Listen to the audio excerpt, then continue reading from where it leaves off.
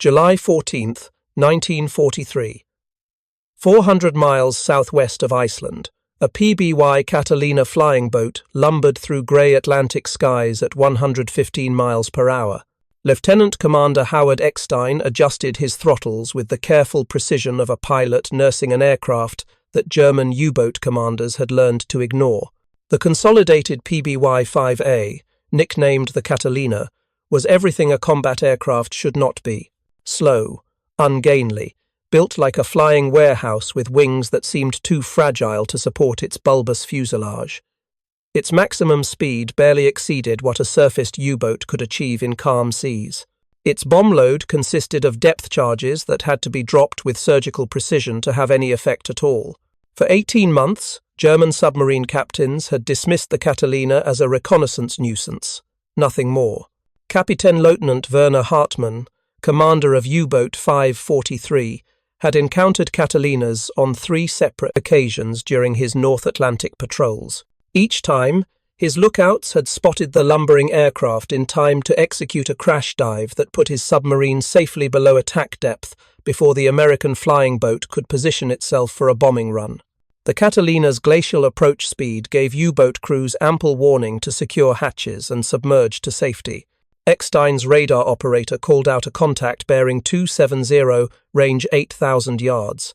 The ASV Mark II radar painted a bright blip on the phosphorescent screen, indicating a surfaced vessel exactly where intelligence reports had predicted a German submarine would transit. The U-boat was running on the surface to recharge batteries, its diesel engines drinking oxygen while generators restored electrical power depleted by days of submerged operations. Standard procedure for submarines operating in the mid-Atlantic gap, where Allied air coverage had traditionally been non-existent. But July of 1943 marked the end of the mid-Atlantic gap. New extended-range Catalinas, equipped with ASV radar, could reach areas that German submariners had considered safe havens beyond the range of land-based aircraft.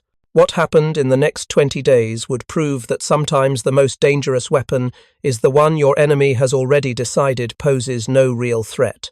If you're enjoying this deep dive into the story, hit the subscribe button and let us know in the comments from where in the world you are watching from today. The briefing room at Naval Air Station Reykjavik held the kind of controlled chaos that characterized anti-submarine warfare operations in the North Atlantic.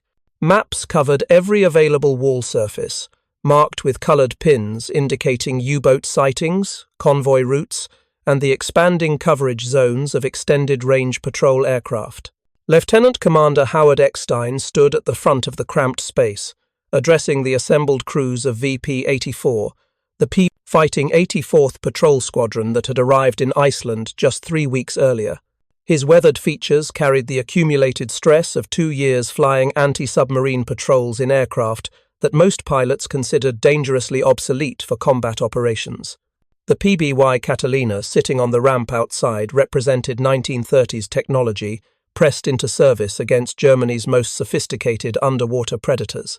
Its radial engines produced a combined 2,000 horsepower, barely enough to lift the aircraft's maximum takeoff weight of 35,000 pounds. Its cruising speed of 115 miles per hour made it slower than some civilian automobiles. Its defensive armament consisted of 350 caliber machine guns that could barely discourage a determined fighter attack. Yet Admiral Royal Ingersoll had personally selected VP-84 for a mission that would either revolutionize anti-submarine warfare or add another chapter to the catalogue of failed innovations that littered wartime aviation history. The squadron's Catalinas had been modified with ASV Mark II centimetric radar, lee lights for night illumination, and improved depth charge racks that could carry 4 Mark 44 torpedoes, or 8 depth charges per sortie. More importantly, auxiliary fuel tanks extended their operational radius to over 2,000 miles, giving them coverage of the mid-Atlantic gap, where German U-boats had operated with virtual impunity for 3 years. Commander James Russell from Atlantic Fleet Submarine Tracking Center stepped to the map board, his pointer tracing convoy routes that snaked across the ocean like arterial lines on a medical diagram. Gentlemen, intelligence estimates indicate 37 U-boats currently operating in the North Atlantic. 12 are positioned in the mid-Atlantic gap, refueling and recharging batteries in areas they consider beyond our air coverage range. His voice carried the edge of someone about to deliver news that would change operational doctrine. But they're wrong about our coverage range. Your extended-range Catalinas can reach every one of those positions. And more importantly, your ASV radar can detect surfaced submarines from ranges exceeding 8 miles, long before their lookouts spot your aircraft. Lieutenant J.G. Robert Sullivan, a pilot who had flown Catalinas since 1941, raised his hand with the tentative gesture of someone about to question senior officers. Sir, with respect, the Germans know what a Catalina looks like. They know our approach speed. Every U-boat captain in the Atlantic has practiced crash dive procedures that can put his boat below attack depth in under 60 seconds. By the time we position for a bombing run, they're gone. Eckstein smiled with the thin satisfaction of someone who had anticipated exactly this objection. That's what they're counting on, Sullivan. Every German submarine commander has encountered Catalinas before. They know we're slow. They know we're ungainly. They know we need several minutes to set up an attack run. He moved to the tactical board where a detailed diagram illustrated U-boat crash dive procedures. But what happens when we don't give them several minutes? What happens when we use our radar to approach from downsun with the element of surprise? What happens when we're already positioned for the attack run before their lookouts even spot us? The room fell into the kind of silence that occurs when tactical assumptions confront uncomfortable reality. These weren't inexperienced crews fresh from training. Every pilot in the room had logged hundreds of hours flying anti-submarine patrols, had watched U-boats dive to safety time after time, had dropped depth charges on swirls of disturbed water that marked where submarines had been rather than where they actually were. The idea that the despised, slow Catalina could become an effective submarine killer seemed to violate everything they knew about aerial warfare. Commander Russell tapped his pointer against a marked position on the map. VP-84 will conduct round-the-clock patrols in designated patrol zones covering the mid-Atlantic gap. You'll use your radar to detect surfaced U-boats at maximum range, approach from the most advantageous angle, typically downsun to maximize visual concealment, and attack before the enemy can execute crash dive procedures. Your depth charges are fused for shallow detonation at 50 feet. If you can drop them within 100 feet of a diving submarine, the pressure wave alone will crush hull plating. The tactical innovation was elegant in its simplicity. German submarine doctrine assumed adequate warning time for crash dives based on visual detection of approaching aircraft. But radar detection eliminated that warning time, allowing aircraft to position for attacks while still beyond the range of human vision. The Catalina's notorious lack of speed became irrelevant when the submarine crew didn't know they were being stalked until bombs were already falling. Eckstein detailed the attack profile with the precision of a surgeon describing a complex procedure. Your approach will be at 1,000 feet, using clouds for concealment whenever possible. When you acquire a radar contact, you descend to wave height and approach at maximum cruise speed. The Germans won't see you against the water until you're within 3 miles, and by then it's too late for a successful crash dive. You drop your depth charges in a stick pattern that brackets the submarine's position, fused for detonation at depths that will cause catastrophic damage, even if the U-boat has partially submerged. Young Ensign Thomas McCarthy, near the back of the room, spoke up with the kind of question that revealed both inexperience and tactical insight. Sir, what about their deck guns? U-boats carry 88mm cannons and 20mm anti-aircraft guns. At low altitude, we'd be perfect targets for surface fire. Russell's expression hardened with the look of someone who had studied casualty reports in detail. That's a calculated risk, Ensign. But consider the tactical equation. A U-boat captain has approximately 60 seconds from the moment his lookouts spot your aircraft until he's at safe depth. He can choose to man his deck guns and fight, which adds 30 seconds to his dive time. Or he can immediately crash dive and hope to get deep enough to survive your depth charge pattern. Intelligence suggests most commanders will choose survival over surface engagement. The briefing continued for another 2 hours, covering radio frequencies, patrol sectors, emergency procedures, and the countless technical details that transformed tactical concepts into operational reality. But the core message remained constant. The slow, ungainly Catalina, dismissed by German submarine commanders as an ineffective nuisance, was about to become the most dangerous anti-submarine weapon in the Atlantic Fleet. As the crews filed out toward their aircraft, Eckstein watched them with the mixture of confidence and concern that characterized leadership in wartime.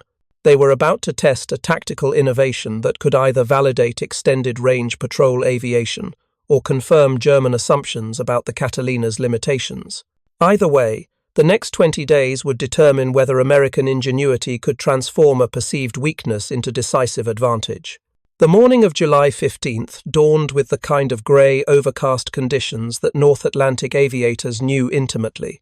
Low clouds hung at 800 feet, visibility extended to perhaps 5 miles, and the wind carried the salt spray smell that permeated everything in Iceland. Eckstein's PBY-5A sat heavy on the water near the seaplane ramp, her hull riding low with the weight of 4 Mark 44 acoustic homing torpedoes and full fuel tanks that extended her range to over 2,000 nautical miles. His crew of 9 men moved through pre-flight procedures with the practiced efficiency that came from flying together for 6 months. Aviation machinist's mate first class Donald Peterson checked the Wright R-1830 radial engines with the methodical attention of a mechanic who understood that engine failure over the mid-Atlantic meant death for everyone aboard. Radioman second class James Fletcher tested communication equipment, while radar operator third class William Morris calibrated the ASV Mark II system that would be their primary submarine detection tool. At 0730 hours, Eckstein advanced the throttles and felt his Catalina surge forward across the harbour. The flying boat needed almost 2 miles of smooth water to get airborne, her hull pounding against the surface with bone-jarring impacts that tested every rivet in the airframe. At 70 knots, the bow lifted slightly. At 85 knots, the pounding stopped as the hull came up on step.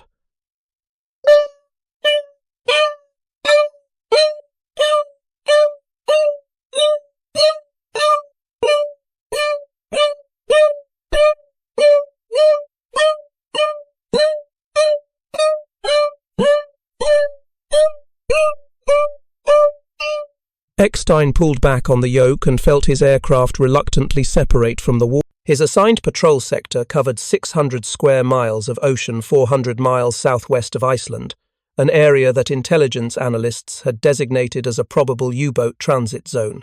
German submarines heading to North Atlantic convoy routes passed through this region to recharge batteries and refresh air supplies before beginning their hunting patrols.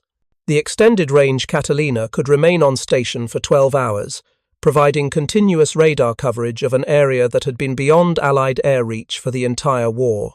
Morris hunched over his radar scope as the Catalina leveled off at 1,000 feet, watching the green sweep paint empty ocean with electronic precision. The ASV Mark II could detect surfaced vessels at ranges exceeding 8 miles under ideal conditions, though sea state and weather affected performance. This morning's relatively calm seas provided excellent detection conditions, giving the radar its maximum effective range. 3 hours into the patrol, the radar operator's voice cut through the engine drone with the controlled excitement of someone who had just spotted exactly what they were looking for. "Skipper, I've got a surface contact bearing 285, range 9,000 yards. Contact is stationary or moving very slowly. Size consistent with U-boat profile." Eckstein felt his pulse quicken even as his hands remained steady on the controls.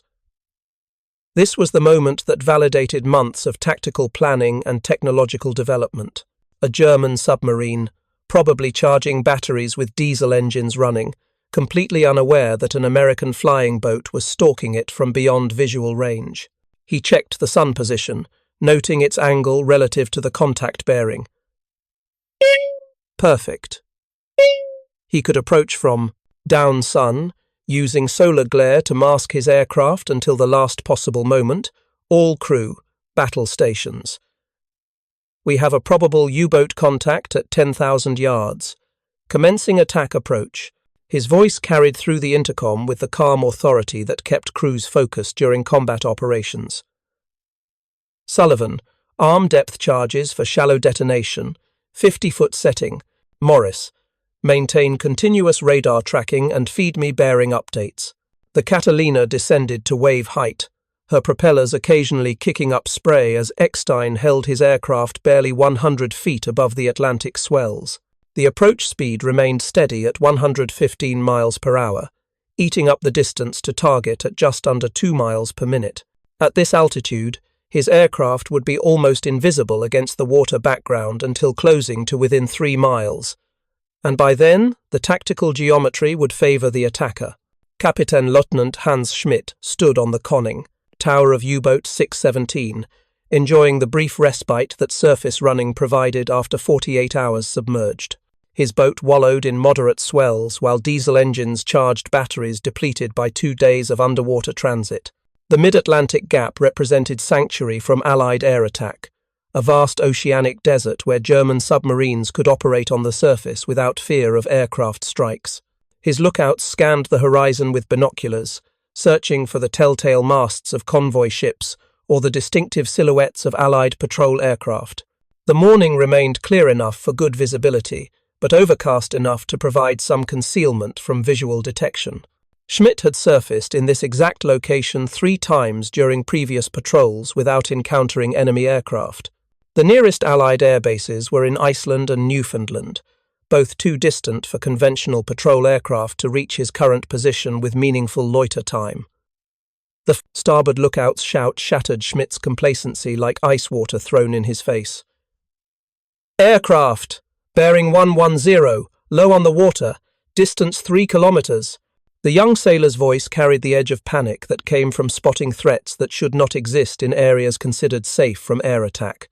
Schmidt spun his binoculars toward the indicated bearing and felt his blood run cold. A PBY Catalina, unmistakable with its high wing configuration and boat hull, was boring in at wave height, already positioned for an attack run. The American aircraft was less than 2 miles out and closing fast, far too close for a successful crash dive. His tactical training screamed impossible scenarios at him. Catalinas were slow, ungainly, easy to evade with standard crash dive procedures. But this Catalina had approached from down sun, using solar glare to mask its approach until closing to a range that made evasion nearly impossible. Alarm! Crash dive! Schmidt's order sent his crew scrambling below as klaxons wailed throughout the submarine. The diesel engines cut immediately as electric motors engaged, drawing power from batteries to drive the U-boat beneath the surface. Lookouts dropped through the conning tower hatch in practiced sequence, as Schmidt took a final glance at the approaching aircraft before following them below. The heavy hatch clanged shut and spun locked as 617's bow dipped beneath the waves. But the process took time. Precious seconds ticked past as air vented from ballast tanks and water flooded in to replace buoyancy with negative weight. The submarine's bow went under first, followed by the main deck, then the conning tower, leaving only a swirl of disturbed water and rising bubbles to mark where 44 men fought to reach safety depth. Eckstein watched the submarine begin its crash dive from 1 mile out, calculating angles and timing with the precision of years of experience. The U-boat's conning tower disappeared beneath the surface just as his Catalina crossed the half-mile mark, but depth charges didn't need a surface target to be effective. The pressure waves from shallow detonations could crush submarine hull plating even if the boat had reached 100 feet of depth. Depth charges away. Sullivan's voice confirmed the release as 4 Mark 44 torpedoes dropped from their racks in precise sequence, following ballistic trajectories toward the disturbed water that marked the submarine's position. The weapons, each containing 300 pounds of high explosive, fused to detonate at 50 feet depth, struck the water in a bracket pattern that surrounded the diving U-boat with a ring of devastating explosive force. The first depth charge detonated while U-boat 617 was passing through 60 feet, still shallow enough for the pressure wave to reach her with catastrophic effect. The explosion created a shock bubble that expanded faster than sound through water, slamming against the submarine's pressure hull with the force of thousands of tons per square inch. Steel plating designed to withstand deep water pressure buckled inward under the sudden impact, and rivets popped free with sounds like machine gun fire. Schmidt felt his boat shudder as if struck by a giant's fist, and the emergency lighting flickered before dying completely. The second and third depth charges detonated in rapid succession, each one adding its pressure wave to the assault on 617's weakening hull structure. Control room damage reports came in a flood of panicked voices. Forward torpedo room taking water, port ballast tank ruptured, main battery compartment flooding. The fourth depth charge sealed the submarine's fate. Its explosion occurred directly above the engine room, creating a pressure spike that collapsed the after-hull section like a tin can crushed in a vice. Seawater poured through a dozen fractures in the pressure hull, flooding compartments faster than damage control teams could respond. The submarine's dive angle steepened as flooding weight overcome buoyancy control, and 617 began her final descent toward the ocean floor 3,000 fathoms below. Eckstein circled the attack site at 500 feet, watching oil and debris rise to the surface in expanding patterns that confirmed a kill. Wreckage included clothing, wooden planking, and the distinctive orange bubbles of diesel fuel mixing with seawater. No survivors appeared in the debris field. The entire crew of U-boat 617 had perished in their steel tomb, victims of a tactical innovation that rendered their training and experience meaningless. Morris documented the kill with photographs, while Fletcher transmitted the contact report that would bring additional patrol aircraft to saturate the area. One U-boat destroyed confirmed. Position marked. Commencing continued patrol of designated sector. Eckstein's voice carried the professional satisfaction of someone who had executed a perfect attack, but his mind was already calculating implications that extended far beyond a single submarine kill. The tactical equation had shifted decisively in favor of extended-range patrol aircraft equipped with radar detection systems. German submarine doctrine assumed adequate warning for crash dives based on visual detection of approaching aircraft. But that assumption was now obsolete, rendered invalid by technology that could detect submarines from beyond visual range and tactics that eliminated the warning time U-boat crews needed for survival. Over the next 19 days, that tactical innovation would be replicated by patrol squadrons throughout the Atlantic Fleet, transforming the slow, ungainly Catalina from a reconnaissance nuisance into the most dangerous anti-submarine weapon in the naval arsenal. The success of Eckstein's first kill rippled through VP-84 with the speed of radio transmissions. By late afternoon of July 15th, every patrol aircraft in the squadron knew that extended-range Catalinas, equipped with ASV radar, could successfully engage U-boats in areas the Germans considered safe havens. The psychological impact on squadron morale proved as significant as the tactical validation. For 18 months, Catalina crews had endured the frustration of watching submarines dive to safety time after time. Now they possessed the tools and tactics to turn the predator into prey. Lieutenant Robert Sullivan launched his patrol at 1800 hours, covering a sector 200 miles west of Eckstein's kill zone. His crew had listened to the radio traffic describing the successful attack, and every man aboard understood they were participating in a tactical revolution that would reshape anti-submarine warfare. The 12-hour patrol ahead would determine whether Eckstein's success represented a fortunate encounter or a repeatable methodology that could be applied systematically against German submarine forces. Sullivan's radar operator picked up the first contact at 2200 hours, just as twilight faded into the absolute darkness of North Atlantic night. Surface contact bearing 350, range 10,000 yards. Target appears stationary. Profile consistent with U-boat. The young sailor's voice carried confidence born from knowing that his equipment worked and his tactics were sound. The approach proceeded exactly as briefed. Descent to wave height, careful attention to navigation to maintain radar contact, adjustment of bearing to approach from the darkest sector of sky. The target remained stationary, a German submarine recharging batteries under the assumption that nighttime provided protection from air attack in the mid-Atlantic gap. U-boat commanders had operated on this assumption for 3 years, and that accumulated confidence proved fatal when confronted with aircraft that could detect and attack in complete darkness. If you find this story engaging, please take a moment to subscribe and enable notifications. It helps us continue producing in-depth content like this. Sullivan's attack run benefited from lessons learned during Eckstein's engagement. He approached at slightly higher speed, 125 miles per hour, trading fuel consumption for reduced time between detection and attack. His depth charges dropped in a modified pattern that bracketed a slightly wider area, compensating for any targeting errors introduced by nighttime conditions. The U-boat's lookouts spotted the approaching Catalina at less than 2 miles range, far too late for a successful crash dive. Kapitänleutnant Friedrich Weber aboard U-boat 429 watched the American flying boat materialize from darkness like a ghost ship with wings. His tactical training insisted this should not be possible. Catalinas could not operate effectively at night. American patrol aircraft did not possess the range to reach his current position, yet here came undeniable reality. A lumbering flying boat positioned perfectly for an attack run against his submarine. Weber's crash dive order came too late by at least 30 seconds. His submarine had barely begun to submerge when Sullivan's depth charges struck the water in devastating sequence. The explosions caught 429 at periscope depth, the worst possible position for surviving depth charge attacks. The pressure waves had maximum effect against hull plating that had not yet reached depths where surrounding water pressure provided some protection.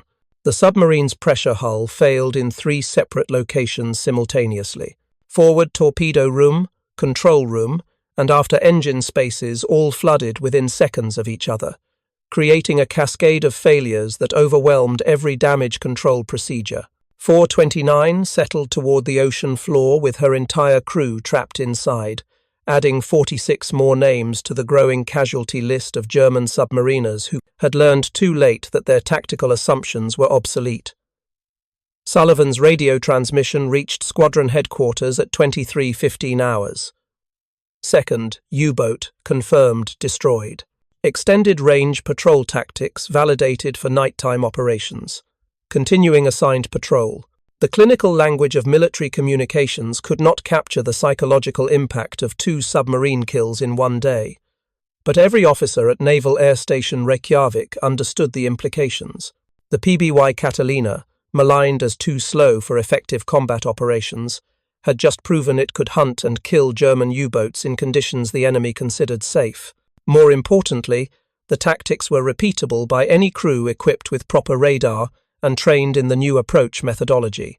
Admiral Royal Ingersoll received the preliminary reports at Atlantic Fleet Headquarters in Norfolk, Virginia, with the kind of satisfaction that came from watching a calculated gamble pay dividends. 2. Confirmed U-boat kills in one day, using extended-range patrol aircraft, represented the most successful anti-submarine operation since the Battle of the Atlantic began. The tactical innovation validated months of investment in radar development, aircraft modifications, and crew training.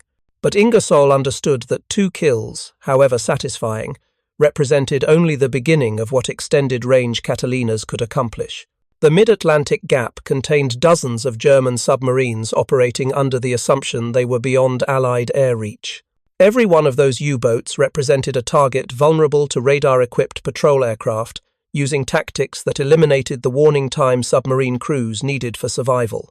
Ingersoll immediately ordered expanded patrol operations throughout the mid-Atlantic gap.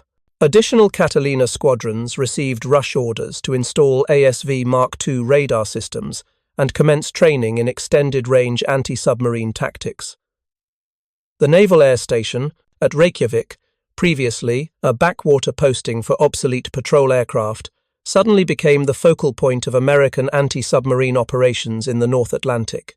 Over the next 18 days, VP-84 methodically hunted German submarines with the systematic efficiency of a well-oiled machine. Each successful attack refined tactics and validated technical improvements. Radar operators learned to distinguish submarine contacts from surface debris and wave patterns. pilots perfected approach angles that maximized surprise and minimized warning time. Bombardiers developed drop patterns that accounted for target movement and depth charge ballistics. The kills accumulated with shocking rapidity. July 17th, 2 more U-boats destroyed. July 19th, 3 submarines caught on the surface and sent to the bottom before they could dive to safety. July 22nd, another pair of kills that brought the squadron total to 9 confirmed destructions in 1 week. The German submarine force, accustomed to operating with relative impunity in the mid-Atlantic gap, suddenly found itself under sustained air attack in areas that should have been beyond Allied reach. Kapitänleutnant Reinhard Suren, commander of the 2nd U-boat flotilla based in Lorient, France, received loss reports with growing alarm. 9 submarines destroyed in 7 days, all in the mid-Atlantic gap, all apparently victims of air attacks that caught them on the surface. The pattern suggested Allied capabilities that German naval intelligence had insisted were impossible. American patrol aircraft did not possess sufficient range to operate effectively in the mid-Atlantic gap. Catalinas were too slow to pose serious threats to submarines with trained lookout crews, yet the evidence was undeniable. U-boats were dying at rates that threatened the entire Atlantic submarine campaign. Suren called an emergency conference of his flotilla commanders, presenting them with radio intercepts and survivor testimony that painted a disturbing picture of American technological advancement. Allied patrol aircraft equipped with advanced radar systems could detect surfaced submarines from ranges exceeding 8 miles. American depth charges, modified for shallow detonation, could destroy submarines that had barely begun their crash dives. Most alarming of all, the attacks were occurring at night, during conditions German submarine commanders had considered safe for surface operations. The tactical assumptions that had guided U-boat operations since 1939 were collapsing under the weight of Allied innovation. Suren ordered immediate changes to submarine operating procedures. All boats would minimize surface time in the mid-Atlantic gap. Battery charging would occur during daylight hours, when lookouts had maximum visual range. Crash dive procedures would be practiced until crews could reach safe depth in under 40 seconds. But these defensive measures came too late, for the submarines already on patrol. VP-84's Catalinas continued their methodical hunt. Their radar painting surfaced U-boats with electronic precision, their depth charges falling with devastating accuracy. July 25th brought 2 more kills. July 28th, 3 submarines destroyed in a coordinated operation that covered 600 square miles of ocean. July 31st, another pair of U-boats, sent to the bottom by aircraft their commanders had learned to dismiss as ineffective. The final kill of the 20-day period occurred on August 3rd, when Eckstein's crew encountered U-boat 708 recharging batteries 450 miles from the nearest land. The German submarine had surfaced during daylight hours, following Suren's modified operating procedures that emphasized maximum visual detection range. But visual detection proved meaningless against radar that could track submarines from beyond the horizon. Eckstein's approach replicated the tactics that had proven successful in his first kill. Descent to wave height, careful navigation to maintain radar contact, final approach from down sun to maximize visual concealment. The U-boat's lookouts spotted his Catalina at approximately 3 miles range, just as crash dive procedures began. But 3 miles provided insufficient time for the submarine to reach safe depth, before depth charges struck the water in precise bracket patterns. U-boat 708 took hits from 3 depth charges while passing through 70 feet. Depth enough to provide some protection against pressure waves, but not enough to prevent catastrophic damage. Her pressure hull cracked in multiple locations, flooding control spaces and engine rooms with seawater that doomed the submarine to a dive from which she would never recover. Eckstein circled the debris field, watching oil and wreckage rise to mark another confirmed kill. The 12th submarine destroyed by VP-84 inches 20 days of operations. The statistical reality of those 20 days would reshape anti-submarine warfare for the remainder of the Atlantic campaign. 12 German submarines destroyed, over 500 trained submariners killed. tactical doctrine revolutionized by aircraft that naval planners had considered obsolete for combat operations. The slow, ungainly Catalina had proven itself the most dangerous anti-submarine weapon in the Allied arsenal through the application of radar technology and innovative tactics that eliminated the warning time U-boat crews needed for survival. The implications of VP-84's success rippled through Allied naval commands, with the force of depth charges detonating in deep water. Within 72 hours of the 12th confirmed kill, every Catalina squadron in the Atlantic received urgent orders to install ASV Mark II radar systems and commence training in extended-range anti-submarine tactics. Naval Air Station Reykjavik, previously considered a hardship posting flying obsolete, a patrol aircraft, suddenly became the epicenter of the most successful anti-submarine campaign in naval history. Captain James Thatch arrived from Washington on August 5th, carrying classified briefing materials that documented VP-84's revolutionary success. His presentation to senior Atlantic Fleet commanders assembled in Reykjavik's Operations Center lasted 3 hours and covered every technical and tactical aspect of the new methodology. The room held men whose careers had been built on understanding submarine warfare, officers who had watched German U-boats devastate Allied convoys for nearly 4 years. What they heard challenged fundamental assumptions about how anti-submarine operations should be conducted. Gentlemen, the tactical landscape has changed permanently. Thatch's voice carried the authority of someone speaking for Chief of Naval Operations Admiral Ernest King himself. The extended-range Catalina, equipped with centimetric radar, represents a quantum leap in anti-submarine warfare capability. 12 confirmed kills in 20 days proves this is not a fortunate accident, but a systematic methodology that can be replicated by properly trained crews throughout the Atlantic Fleet. Commander Russell, from Atlantic Fleet Submarine Tracking Center, presented intelligence analysis that painted a disturbing picture for German submarine operations. Radio intercepts indicated confusion and demoralization among U-boat commanders who were struggling to understand how American patrol aircraft could operate effectively in the mid-Atlantic gap. Survivors pulled from the water by neutral vessels reported attacks that occurred with no warning, depth charges that fell with impossible accuracy, aircraft that appeared from nowhere in conditions that should have provided safety. The psychological impact on German submarine crews proved as significant as the material losses. U-boat commanders who had grown accustomed to surface operations in the mid-Atlantic gap now faced the prospect that any surfacing carried the risk of sudden attack by aircraft they could not see until too late. The confidence that had characterized German submarine operations since 1939 began eroding as crews contemplated enemy capabilities they had been assured were impossible.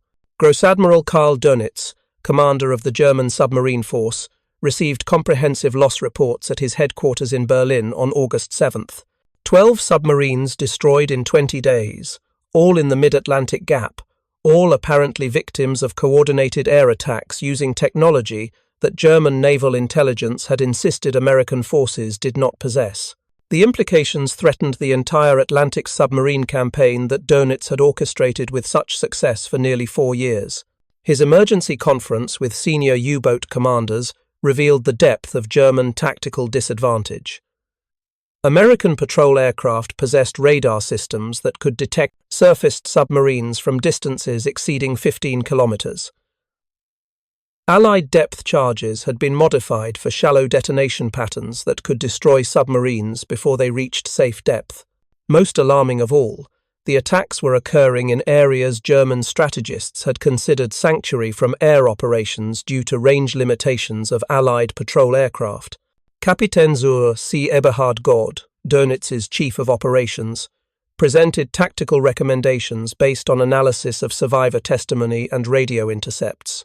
We must assume the Americans can now detect and attack surfaced submarines throughout the Atlantic.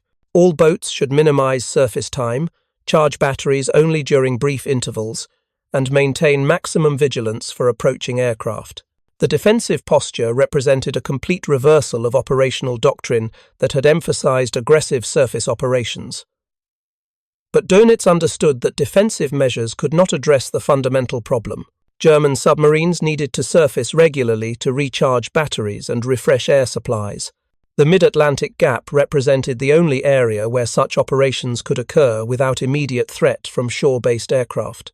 If American patrol planes could now operate effectively in that gap, using radar detection and coordinated tactics, then the entire Atlantic submarine campaign faced strategic obsolescence.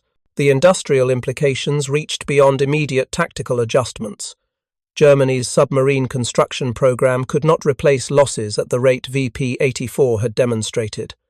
Each U-boat required 18 months to build and another 6 months to train its crew to operational readiness. 12 submarines destroyed in 20 days meant that a single American patrol squadron was eliminating German submarine capacity faster than shipyards could replace it. Back at Reykjavik, Eckstein found himself summoned to meetings with senior commanders who wanted detailed explanations of extended-range patrol tactics. His methodology became the foundation for training programs that emphasized radar operation, tactical navigation, and the precise timing required for successful depth charge attacks. The innovations that had seemed so revolutionary just 3 weeks earlier were rapidly becoming standard operating procedure for Atlantic Fleet patrol squadrons. Lieutenant Sullivan documented the tactical evolution in detailed after-action reports that would be studied at naval war colleges for decades. The key breakthrough was recognizing that the Catalina's perceived weakness, its slow speed, became irrelevant when radar eliminated the submarine's warning time. German U-boat doctrine assumed adequate time for crash dives based on visual detection of approaching aircraft. Radar detection collapsed that assumption by allowing patrol aircraft to position for attacks while still beyond visual range. The technical specifications of the ASV Mark II radar system proved crucial to operational success. The centimetric wavelength provided significantly better target resolution than earlier metric systems, allowing operators to distinguish submarine contacts from surface debris and wave patterns. The effective detection range of 8 to 12 miles gave Catalina crews sufficient time to maneuver into optimal attack positions while remaining undetected by enemy lookouts. Admiral Ingersoll authorized expansion of extended-range patrol operations throughout the Atlantic Fleet.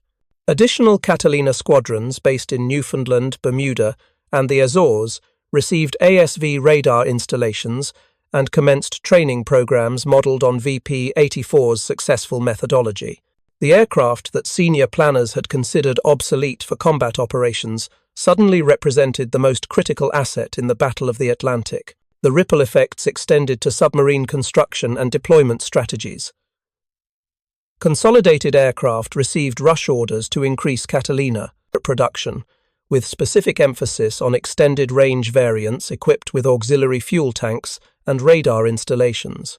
Naval Air Station Pensacola established specialized training programs for radar operators who would serve aboard patrol aircraft hunting submarines in the Atlantic and Pacific theaters. German submarine commanders responding to these new threats implemented increasingly desperate measures to avoid surface detection. Some attempted nighttime battery charging, only to discover that radar detection worked as effectively in darkness as in daylight. Others tried charging batteries in severe weather conditions that might interfere with radar operation, only to find that improved centimetric systems maintained reliable detection capability even in rough seas. Kapitänleutnant Otto Kretschmer, one of Germany's most successful U-boat commanders, survived an encounter with an extended-range Catalina on August 12th that perfectly illustrated the tactical revolution. His submarine, U-boat 99, had surfaced during twilight conditions 400 miles south of Iceland to recharge batteries depleted by 3 days of submerged operations. Kretschmer had chosen the timing carefully, believing that fading light would provide concealment from air patrols, while still offering his lookouts adequate visibility to spot approaching aircraft. The Catalina appeared without warning at less than 2 miles range, already positioned for an attack run. Kretschmer's lookouts had been scanning empty horizons just seconds before the American flying boat materialized from darkening skies like an apparition. The crash dive order came immediately, but Kretschmer knew with absolute certainty that his submarine would not reach safe depth before depth charges struck the water. Only the Catalina crew's inexperience saved U-boat 99. The bombardier released his depth charges slightly too early, and the weapons detonated 50 yards ahead of the diving submarine rather than directly above it.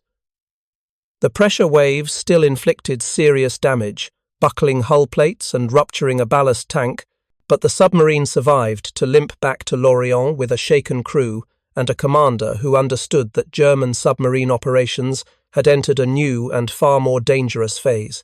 Kretschmer's detailed debriefing provided German naval intelligence with their first comprehensive understanding of Allied capabilities. The Americans possessed patrol aircraft that could reach the mid-Atlantic gap with sufficient fuel to loiter for hours. These aircraft carried radar systems that could detect surfaced submarines from distances that made visual evasion impossible. Most significantly, Allied tactics had been refined to eliminate the warning time that German crash dive procedures required for survival.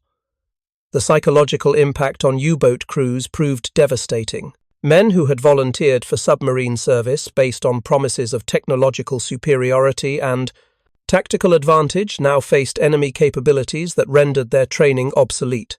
The casualty rates among submarine crews had always been high, but losses had occurred during combat engagements where German crews felt they had fighting chances. Being destroyed by aircraft they never saw before, reaching safe depth felt less like combat and more like execution.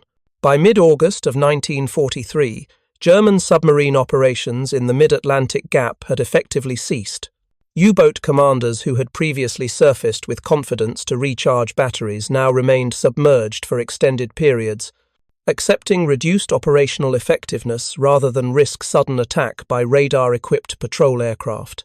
The strategic sanctuary that had sustained Atlantic submarine operations for nearly 4 years had been eliminated by tactical innovation and technological advancement.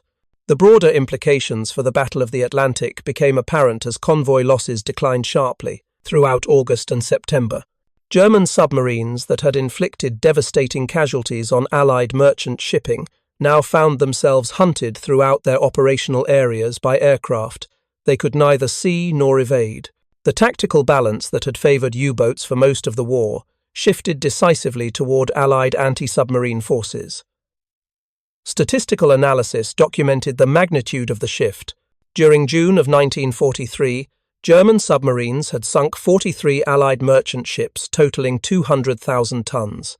By September, that number had declined to 7 ships totaling 30,000 tons. The difference was not increased convoy protection or improved destroyer escorts, though both contributed. The decisive factor was extended-range patrol aircraft that could detect and destroy submarines before they reached positions to attack convoys. VP-84's success inspired similar tactical innovations throughout the Allied anti-submarine campaign. Royal Air Force Coastal Command adopted extended-range patrol tactics for their Sunderland flying boats, operating from bases in Scotland and Northern Ireland. Royal Canadian Air Force squadrons flying Cansos, the Canadian designation for Catalinas, implemented radar-guided attacks against U-boats transiting the approaches to the St. Lawrence River. The technological lessons learned from extended-range patrol operations influenced aircraft design and development programs throughout the war. Consolidated Aircraft began work on the PBY Coronado, a larger flying boat with even greater range and payload capacity than the Catalina.